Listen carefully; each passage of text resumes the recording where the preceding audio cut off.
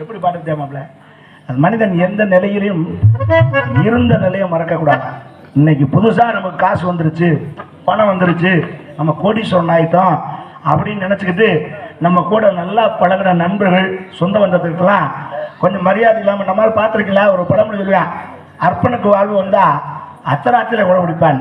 புதுசா காசு வந்துருச்சுன்னா சொந்தக்காரனை கூட அப்படி வணக்கம் இல்லையோ அப்படின்னா அது மாதிரி மாமாப்பிள்ள அப்படின்னு காசு வந்துருச்சான், செங்கடி முதல்லாம் போட்டாங்கன்னா அப்புறம் சோல்டர் தூக்கிட முடியும்.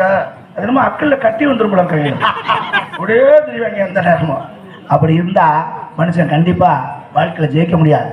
ஒரு சின்ன உதாரணம் சொல்லிட்டு போறேன். ஒரு வைர வியாபாரி வைரக்கற்களை அப்படி டேபிள்ல பரப்பி தரம் பிரிச்சு எடுத்துக்கிட்டு இருக்காரு. இது 1ஆம் தரம் 2ஆம் தரம் பிரிச்சு எடுத்துக்கிட்டு இருக்காரு. ஒரு வீட்டுல ஒரு எலி இருந்திருக்கு. இந்த வைரக்கல்ல லவக்குன்னு ஒரு கல்ல போய் வாயில கவிடுச்சு அப்படின்னு தட்டியிருக்காரு. கவலைப்படல, லவக்குன்னு முழுங்கிடுச்சு. முழுங்கிட்டு உங்க எஸ்கேப் ஆயிட்டாங்க. ஓஹோ, விடுவானா வைர வியாபாரி? 1 கோடி ரூபாய் வரும் ஒரு கல். ஐயா, வீடு முழுக்க வரட்டுறேன். அப்புறம் பாத்ரூம் சமயக்கட்டு போய் குப்பரெல்லாம் விழுந்து மாவு விவெல்லாம் மண்டையில கொட்டி ஒரே எலி தப்பிச்சிருச்சு. பிடிக்க முடியல. பார்த்தேன், அது விட்டோம்னா போச்சேன்னு கதை பூரா அடைச்சிட்டான். அடைச்சிட்டு அந்த ஊர்லயே எலி பிடிக்கிறேன்னு ஒருத்தன் ஃபேமஸான இருந்திருக்கான். அவனுக்கு போய் காசை கொடுத்து இந்த எலி எப்படியா பிடிச்சி போனப்பா வைரக்கலை முழுங்கி பிடிச்சிட்டு அவன் வந்தான். வீட்டுக்குள்ள வந்து அப்படி அப்படின்னா அதை ஜார காமிச்சு அப்படி காமிச்சா அப்புறம் என்னமோ ஒரு லைட் கீட்லாம் அடிச்சா லவக்குன்னு பிடிங்கிட்டு வெளியே போய் தவிர்ச்சு. வெளியில ஓடிடுச்சு. போனா இவங்க இந்த எலியோட தோஷத்துக்கு ஒரு 50 எலி தெரிஞ்சிருக்காங்க. அந்த குரூப்ல போய் மிங்கிள் ஆயிட்டாங்க அவங்க. இப்ப எந்த எலி வைரக்கல்ல முழுங்க எலின்னு எப்படி தெரியும்? பார்த்தேன், வியாபாரி குழம்பிட்டான்.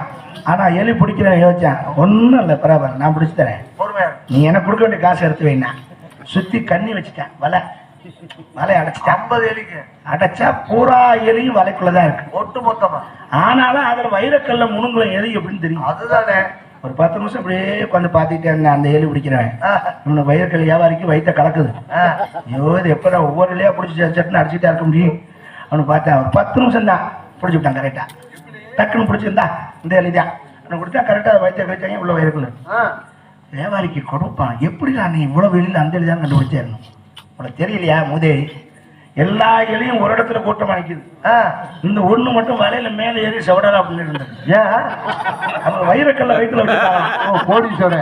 நீங்க சாதாரண எலி, வைரக்கல்ல வச்சிருக்கேன், நான் உன்னோட சேருனா சொல்ற தூக்கிடுச்சு.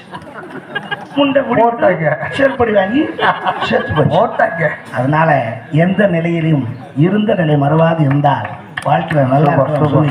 மீண்டும் உங்களை சந்திப்பதை பிரியா. நன்றி, வணக்கம்.